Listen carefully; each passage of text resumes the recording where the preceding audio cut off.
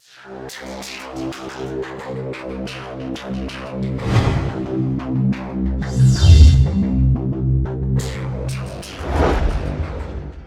2024년 2월 3일 이정훈입니다. 오늘은 동북아의 국제정치를 또 한 번 설명할까 합니다. 제목은 8.18 캠프 데이비드 선언대 9.13 보스토치니 합의입니다. 8.18 캠프 데이비드 한미일 정상회담이 있었죠. 작년입니다. 9월 13일 러시아 보스토치니에서 북러 정상회담이 있었습니다. 이 두 개의 회담 때문에 지금 동북아의 안보는 요동치고 있습니다. 어떻게 요동치고 있느냐? 지금 러시아는 전쟁을 할 때 피해야 되는 원칙 중에 하나가 양면전쟁 회피의 원칙입니다. 즉 동시에 두 개의 전쟁을 하지 마라. 그런데 러시아는 양면전쟁을 하겠다는 의지를 보이는 것 같습니다. 여기에 북한과 대한민국에 있는 북한을 따르는 좌파들이 선수를 치고 있습니다. 준동하고 있습니다. 유럽과 동시에 한국과 일본, 대만과 중국 등에 있는 동북아에서는 유럽과 동북아, 미국과 러시아 동시에 군비 경쟁이 시작됐습니다. 하나씩 설명드리겠습니다. 조선일보가 상당히 재미있는 그리고 정확한 사설을 썼습니다.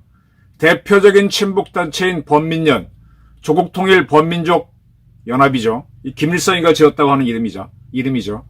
이 범민련 남측본부가 2월 17일 총회를 열어서 해체를 결정하기로 했다라고 했습니다. 그리고 김대중 대통령이 이북을 방문해서 6.15 합의를 했습니다. 그에 따라 6.15 공동선언 실천위원회가 만들어졌죠. 그 남측위원회도 총회를 열고 앞으로 해체 문제를 토론했습니다. 왜 대한민국에 있는 이 좌파 단체들이 해체를 검토하느냐? 이거는 북한이 범민련 부축본부, 그 다음에 6.15 그 위원회, 북측위원회를 정리하겠다라고 발표했기 때문입니다. 지금 북한은, 김정은은, 대한민국이라고 우리를 호칭하면서 지금까지는 고려연방제 등을 통해서 자주평화 민족 대단결 하면서 민족주의에 의해서 남북관계를 보겠다. 그런 입장이었는데 이걸 김정은이가 완전히 버렸습니다. 그래서 적대적 두 국가 관계. 남북한은 별개의 국가고 완전히 원수 같은 적대적 관계다. 이렇게 규정을 하고 있죠. 이에 따라서 북한이 이 민족주의 기관인 범민련 6.15 실천위원회를 해체하겠다라고 하니까 남측에 있는 이 기관들도 스스로 해체를 결정하고 있다라고 조선일보 사설이 보도했습니다. 보도하면서 분석을 했습니다. 그러나 이들이 그냥 해체하는 게 아니라 새로운 조직을 만들 것이다. 그게 어떤 조직일까? 아까 북한이 우리를 상대로 적대적 두 국가 관계로 지금 규정하고 있는데 거기에 맞춰서 성격 변화를 할 것이다. 네. 이런 예측들이었습니다. 작년 9월 13일 보스토치니에서 김정은이가 푸틴을 만났습니다. 이 9.13 보스토치니 회담을 자세히 보셔야 됩니다. 이 보스토치니라는 거는요, 러시아가 연해주에 있는 큰 도시가 블라디보스톡이죠. 이 보스톡이 들어가면 동쪽이란 뜻입니다. 여기에서 김정은이하고 푸틴이 만났습니다. 근데 이때 아주 재밌는 게, 정상회담에서는 상당히 기싸움을 합니다. 대한민국은 아직 주요 국가가 아니라서, 남들이 어떻게 하든 그냥 맞추고 얌전하게, 공손하게 하지만, 이 강대국들은 양아치 싸움을 합니다. 푸틴 같은 경우는요, 정상회담 한다고 딱 해놓고 늦게 갑니다. 아주 유명합니다. 메르켈 독일 총리를 만날 때는 무려 4시간 반인가를 기다리게 했어요. 늦게 갔어요. 아주 유명하죠. 한국의 박근혜 대통령 만날 때도 1시간 늦게 왔었던 적이 있고, 문재인 대통령 만날 때도 2시간 기다리게 한 적이 있습니다. 그리고 미국의 트럼프를 만날 때도 1시간 기다리게 했었고, 거기에 맞서서 트럼프도 또 약속 시간 늦게 가서 푸틴을 기다리게 한 적이 있는데, 이렇게 심리전을 구사하는 푸틴이 9월 13일 작년 보스토치니에서 김정은을 만날 때는 무려 30분이나 먼저 가서 열차에서 내리는 김정은을 맞았습니다. 왜 그랬겠어요? 제가 몇 차례 이 방송에서 말씀드렸듯이 지금 북러는 러시아가 필요한 무기를 러시아에서 생산하는데 제한이 있으니까 북한에서 싸게 생산해서 가져가고 있습니다. 아주 안전하게 생산해서. 네. 이런 것들이 모두 결정된 것이 9월 13일 장렬 보스토친이 북러 정상회담이다. 근데 여기에서는 공동선언이나 기자회견 발표문 그런 것들이 발표되지가 않았어요. 그건 북한이나 그런 쪽은 되게 그렇게 합니다. 이미 다 합의해놓고 발표를 안 하고 속으로만 하는 거죠. 이 회담을 하기 전에 북한은 우리나라 대통령이 이번에 윤석열 대통령이 서천에 가서 서천에서 화재가 났을 때 화재 수습을 위해서 서천에 가서 한동훈 비대위원장 만났었잖아요. 그리고 올라올 때 같이 기차를 타고 왔는데 대한민국 대통령이 타는 전용 기차는 경복호입니다. 경복궁의 경복호.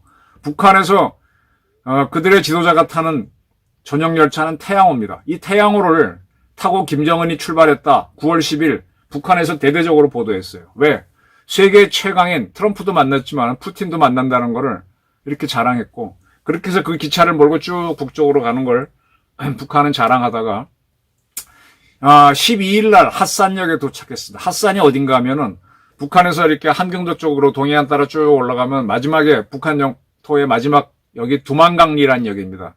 두만강리 역에서는 두만강 하구가 있고 건너편에는 러시아 핫산이 있고 이쪽 바로 북쪽에는 방천, 막을 방자, 내천자, 방천이라고 하는 중국 영토가 있습니다. 저는 방천에 가봤기 때문에 거기서 두만강 역을 봤었어요. 두만강 역을 지나면은 이제 철도폭이 넓어지면서 관계가 되면서 러시아 열차가 이어지는데 거기가 첫 번째 이게 핫산역이죠.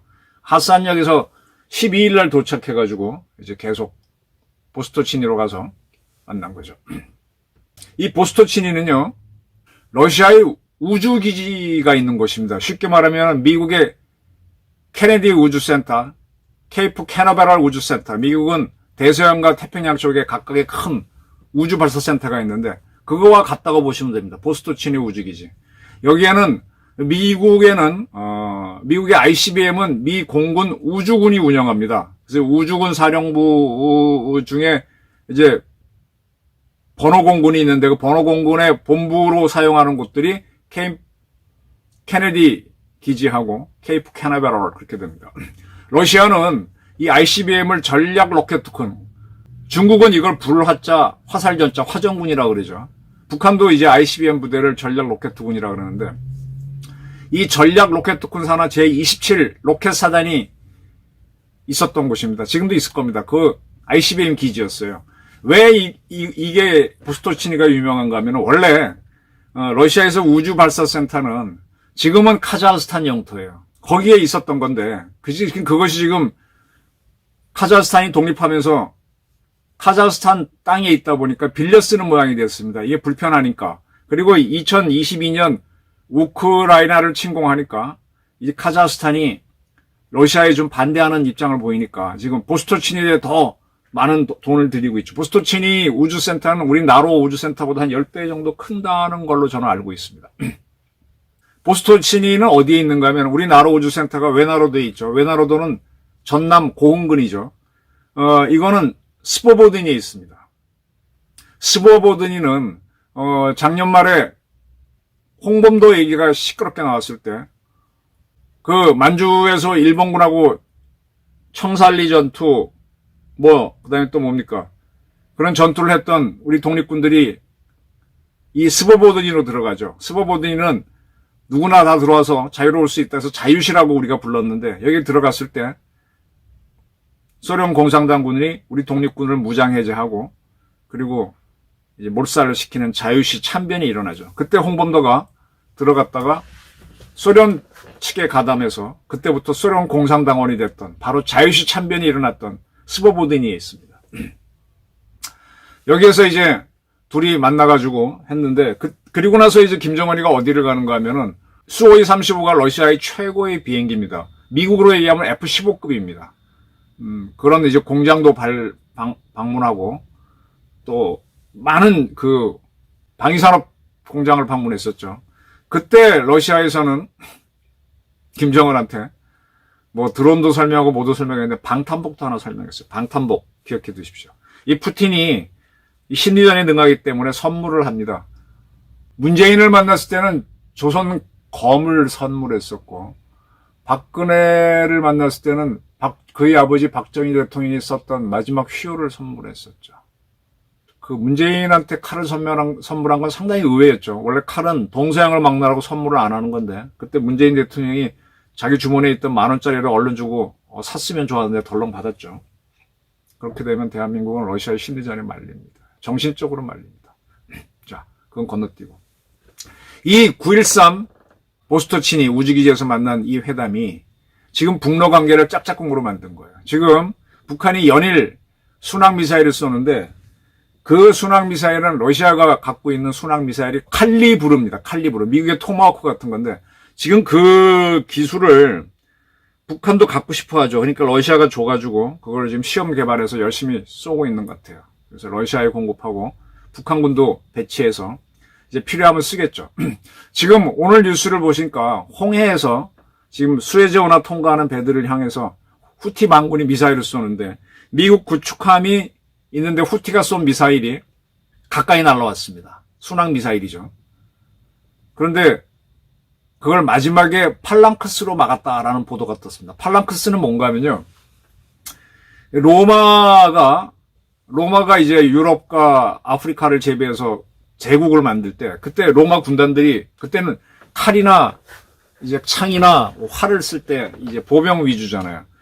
이 로마 군단이 딱 가다가 적과 싸우게 되면은 정사각형 진을 짭니다.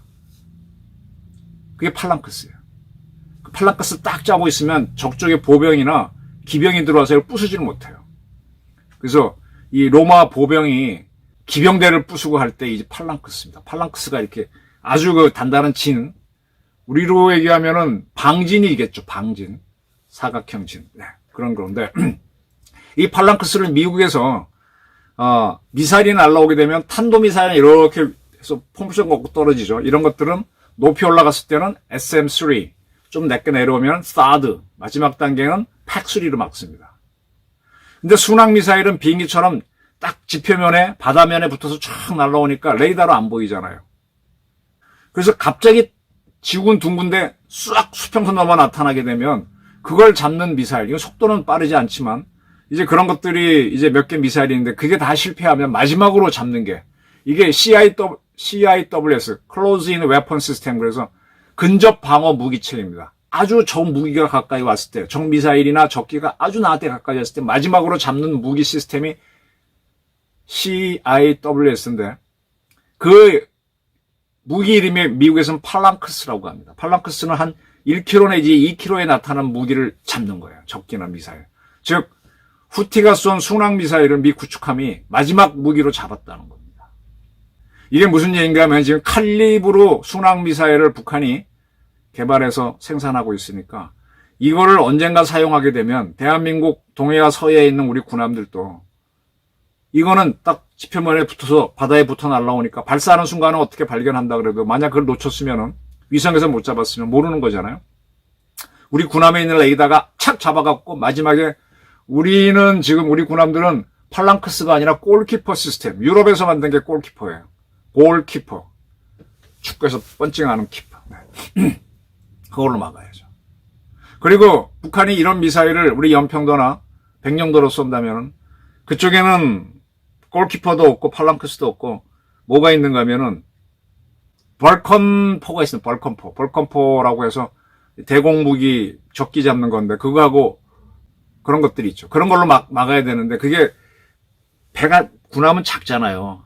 항공모함 크다 그래봐야 길이 한 100m밖에 안 되고 보통 군함은 150m밖에 100m밖에 안 되니까 작은 범위를 막는 게 팔랑크스나 골키퍼입니다. 백령도나 연평도는 가면 섬이 커요. 백령도 가면요 굉장히 커요. 가보시면 연평도도 큽니다. 어디로 날라올지 모르니까 거기에는 벌컨 시스템으로 못 막을 수 있다는 거죠. 그래서 제가 오해를 받을 수도 있지만은 이스라엘제 아이언돔이 그나마 그 순항미사일 막을 수 있으니까 빨리 도입해라. 그리고 저들이 저거를 우리 전방에 있는 우리 부대들이나 또는 뭐 용산을 향해 쏠 수도 있죠. 대비하라는 겁니다. 그리고 지금 북한에서 지난번에 이제 조선일보 유영원 기자가 잘 보도했는데 북한이 쏜 미사일이 한 50km 올라갔다가 떨어졌습니다. 보통 칼리브르는 그렇게 많이 안 올라가요. 그거는 한 몇 킬로 올라갔다가 바로 수면에 붙어버리니까 잘 못 쳤는데 한 100여 킬로만 올라갔다 내려오는 거는 그거는 극초음속. 즉 보통 순항미사일은 칼리브르 같은 경우는 음속보다 늦게 또는 음속과 비슷하게 마하 1 정도, 마하 0.9로 날아가는데 이 초음속 순항미사일은 마하 3, 5, 6, 7 날아가죠. 탄도미사일은 마하 7, 8, 9, 10 날아가고. 지금 러시아가 개발한 초음속 순항미사일이 킨잘인데 킨잘도 북한의 기술을 서 생산하게 하는 거 아니냐. 이게 다 뭐냐. 9.13 보스토치니 북러 정상회담의 결과물이다. 이렇게 보시면 좋습니다. 즉 러시아는 북한한테 무기 생산을 위탁해서 맡기고 있는 거고. 자, 그 다음에 제가 이 블라디보스톡 동쪽에 러시아의 비밀 도시, 러시아 태평양 함대가 있는 도시가 있다. 몇 차례 말씀드렸죠. 그 이름이 포키노입니다. 포키노. 러시아는요, 미국도 그렇게 있지만은 자기네 군사도시 몇 개는 비밀리에 민간인이 못 가도록 통제하는 도시가 있어요. 그걸 영어로는 closed city, 폐쇄한 도시인데 우리는 지금 비밀 도시로 번역합니다. 미국도 과거에 원자폭탄을 만들 때 로스알라모스에 미국 원자력 핵무기 연구센터가 있었고 그 다음에 이제 몇 군데 있었죠. 그런 데는 미국도 closed city, 아무나 못 가는 도시로 만들었는데 러시아는 지금도 그걸 하고 있어요. 대표적인 데가 이 포치노고 거기 말고도 사로프라고 하는 데가 있습니다. 사로프는 핵무기 공장이 있는 데입니다. 핵 재처리 공장이 있는 데는 세베르스크입니다. 여기도 클로즈드 시티입니다. 이렇게 러시아는 이제 여러 군데, 이름은 뭐 젤레즈노 고르스크도 있고 시카니도 있고 등등 있는데 이 포키노란 데가 블라디보스톡 동쪽에 있는 태평양의 면에 있는 비밀 도시인데 거기에 진짜 러시아의 극동함대 진짜가 숨어 있고 껍데기는 블라디보스톡 시내에 있습니다. 블라디보스톡 시내에 있는 러시아 극동함대 사령부는 저도 우리 해군하고 방문해 봤던 적이 있습니다. 이 포키노하고 지금 북한의 나진항하고 사이에 러시아 배 세 척, 앙가라, 마리아 뭐 그런 이름이죠. 그 배들이 왔다 갔다 하면서 북한에서 생산한 미사일, 아까 말한 킨잘, 칼리브르, 그리고 또 하나가 우리도 지금 갖고 있는 이스칸데르 미사일입니다. 이 이스칸데르는 탄도미사일인데 러시아가 개발한 단거리죠. 쭉 올라갔다 떨어질 때 툭 한번 튀어 또 올라갑니다. 우리 왜 납작한 돌을 물에 탁 던지면 물수제비 뜨듯이 탁탁탁 떠서 그래서 더 날아가고 따라서 이제 사드나 팩수리로 막을 때 좀 어렵게 하는 그런 미사일인데 지금 북한이 그 이스칸데르 기술을 이미 도입해서 북한판 이스칸데르를 만들어서 화성 메토로 이름 지었죠. 지금 북한판 이스칸데르를 러시아가 갖고 가서 지난 연말인가 올 초에 우크라이나를 향해서 발사했다라는 보도는 이미 나왔습니다. 그러니까 그런 이스칸데르 미사일, 앞으로는 킨잘, 칼리브로, 그 다음에 우리는 이제 K9 자주포인데 북한은 아마 곡산포라고 할 겁니다. 157mm인가? 그런 포탄들이 200만 발 이상을 지금 수출했는데 그게 나진항에서 실어갖고 포키노로 실어 나르고 있습니다. 그 세 척의 러시아 배가 왔다 갔다 하는데 세상의 모든 배들은 갑자기 침몰했을 때 다른 배들이 구해줘야 되니까 내 위치가 여기요 하고 SOS 치기 위해서 위치를 확인해주는 전파를 띄우는데 요 세 척은 딱 꺼놓고 왔다 갔다 하죠. 그래서 지금 영국과 미국 또 우리 위성도 다 확인하고 있을 겁니다. 요거를 이제 유엔 안보리에 제시해서 대북제재위원회에 제시해서 이거 갖고 앞으로 논의가 될 텐데 비밀리에 왔다 갔다 하니까 제가 누차례 얘기했지만 우리 잠수함이나 미국 잠수함이 가서 그 배를 격침시키고 거기 폭발이 일어나면은 폭탄이 있었던 게 확인될 거 아니냐 뭐 그런 얘기를 제가 몇 차례 했었는데 아직은 작전이 안 들어가고 있습니다. 지금 북한은 이제 자기네 미사일 개발해서 시험 발사하면서 왔다 갔다 하는 배도 보호하면서 시험 발사도 하고 있는 거죠. 지금 북러 간에 이렇게 짝짝꿍이 되면서 미국의 학자가 분석했듯이 북한은 2016년 이후 최대의 경제 호황을 노리고 있다. 대한민국은 지금 최고의 경제 불황에 놓여 있다. 자, 이런 겁니다. 자, 그러면 북한과 러시아는 왜 9.13 보스토치니 합의를 했느냐? 이거는 작년 8월 18일, 8.18 한미일 정상회담이 미국 캠프 데이비드에서 열렸고 그때 캠프 데이비드 원칙, 정신, 뭐 합의, 뭐 이렇게 세 개가 발표됐죠. 이 캠프 데이비드 선언이 굉장히 중요한 겁니다. 이때 이것 때문에 북한과 러시아가 보스토친이 정상회담을 하고 이런 합의를 했다고 할 수도 있을 정도입니다. 그때 윤석열 대통령은요, 뭐라고 얘기했는가 하면은, 미국을 2차 대전 때 이끌었던 프랭클린 루즈벨트 대통령은 자유는 주어지는 것이 아니다. 쟁취하는 것이다. 라고 했습니다. 우리 각자의 자유가 위협받거나 훼손되지 않도록 한미일 삼국은 단단히 결속해야 할 것입니다. 이는 미래 세대를 위한 약속이자 책무이기도 합니다. 라고 했고, 또한 한미일의 국가안보회의 NSC 주도로 운영 중인 경제안보 대화와 함께 개발 정책 공조를 하고 그걸 논의하기 위한 합의체를 만들게 됐다. 지금 한미일은요, 일본 때문에 한미일은 군사동맹이 안 됩니다. 그런데 경제안보 대화를 할 수 있죠. 그래서 단단하게 묶여가면서 쉽게 말하면 유럽의 나토 플러스 EU처럼 지금 묶여가는 겁니다. 그렇게 가는 겁니다. 그리고 이제 앞으로 한미일 정상회담을 매년 하면서 계속 단단하게 가는 거죠. 지금 미국은요, 오늘 영국에서 국방비를 증액하겠다라고 했고, 지금 미국은 그동안 나토 국가들이 최고 자기 GDP 대비 2%까지만 국방비를 썼는데, 지금 미국의 압력과 우크라이나 전쟁 때문에 최저 2%를 국방비를 쓰기로 하면서 나토 국가들이 국방비를 증액합니다. 영국이 대폭 증액을 발표했고, 프랑스, 독일 다 증액으로 갑니다. 지금 우크라이나 침공 때문에 나토 국가들 31개 나라들이 국방비를 다 올리면서 그쪽은 그쪽대로 이제 미국이 나토하고 회담하면서 조이고 있고, 이쪽에서는 한미일이 딱 국방비를 내면서 조이고 있는 겁니다. 지금 유럽에서는 러우 전쟁이 벌어졌고, 지금 북한이 러시아랑 짜잘가공이 되고 있기 때문에 이 북한이 뭔가 이상한 짓을 하게 되면은 아마 뭔가 터질 겁니다. 즉 러시아는 우크라이나 전쟁과 동시에 이 동북아에서 두 개의 전쟁을 당할 수도 있는 거죠. 자기들이 일으킬 수도 있는 거고, 러시아는 지금 양면 전쟁을 각오하고 북한한테 기술을 줘서 무기를 생산해서 제공받고 있는 겁니다. 북한은 워낙 대북 제재가 어렵고 하니까 돌파하기 위해서 자기네 그걸 각오를 하면서 저걸 하는 거고, 그렇기 때문에 이제 앞으로 민족주의 문제 갖고 우리랑 논의하지 말라고 범민연인이 6.15 위원회 같은 걸 다 해체하면서 남북관계는 민족관계가 아닌 적대적 두 국가 관계다 이렇게 치고 나오는 거고, 그에 따라 대한민국에서 있던 좌파 단체들은 북한이 하자는 대로 자기는 조직을 해체하고 적대적 두 국가 관계에 맞는 시스템으로 바꾸겠죠. 이런 식으로 지금 국제관계가 춤추고 있는 겁니다. 자, 우리가 굉장히 주의해 봐야 될 게, 작년 4월 달에 윤석열 대통령이 미국을 방문했었어요. 캠프 데이비드 협정은 선언은 8월 8.18이니까 8월에 가서 한 건데 넉 달 전에 갔었죠. 그때 바이든을 만나고 나서 하버드 대학교의 케네디 스쿨은 우리로 얘기하면 행정대학원인데, 그때 뭐라고 연설을 했는가 하면 자유를 향한 새로운 여정, 이런 제목으로 연설을 하고 난 다음에 질의응답 학생들하고 대학원생들하고 교수들하고 하는 과정에서 이렇게 얘기했습니다. 한국은 핵무장을 하겠다고 마음먹으면 빠른 시일 내에, 심지어 1년 이내에 할 수 있는 기술 기반을 갖고 있다. 그러나 여러 가지 문제 때문에 고려하지 않고 있다라고 했습니다. 이게 미국에서 굉장히 파문을 일으켰고 세계적으로 유명한 뉴스가 됐고, 물론 북한도 러시아도 다 주목했던 거죠.